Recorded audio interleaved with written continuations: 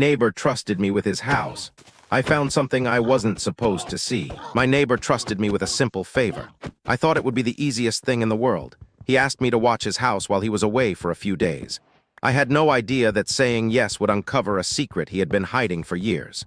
My name is Alex, and I have lived in the same neighborhood for almost 10 years.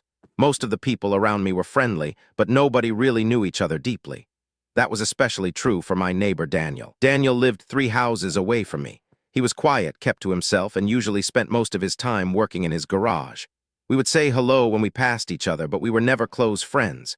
He was the type of person who would wave at you but never start a long conversation.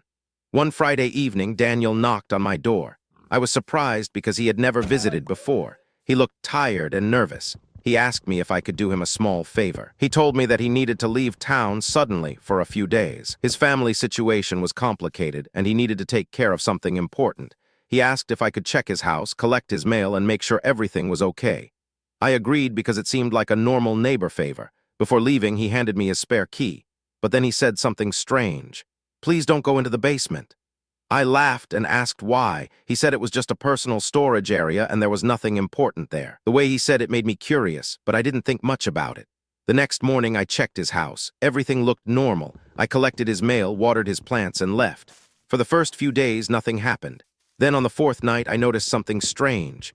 I was walking my dog near Daniel's house when I saw a light coming from his basement window. At first, I thought Daniel had returned early, but his car was not in the driveway. I thought maybe I was imagining things. The next morning, I checked the house again. Everything looked exactly the same. But when I walked past the basement door, I heard a sound. It sounded like something moving downstairs. I stood there for a few seconds. I remembered Daniel's warning, "Do not go into the basement," so I walked away. Later that day, a package arrived at his house. The label had no company name. It only had Daniel's name and an address from another state. I placed it inside near the front door, but something about it bothered me. Why would someone send him a package while he was gone? That night, I couldn't stop thinking about it. I started wondering if Daniel was hiding something serious. Maybe I was being paranoid. Maybe there was a simple explanation, but curiosity got the better of me. The next day, I opened the basement door. I told myself I was only going to look. I wasn't going to touch anything. The basement was darker than I expected. I turned on the light and looked around. There were old boxes everywhere. At first, it seemed completely normal. Then I noticed something unusual. One wall was covered with photographs. There were pictures of people I didn't recognize. There were pictures of different places. There were pictures of Daniel when he was much younger. I moved closer.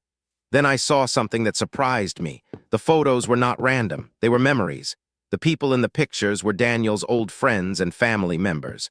But many of the photos looked like they were from decades ago. I noticed a small wooden box on a table.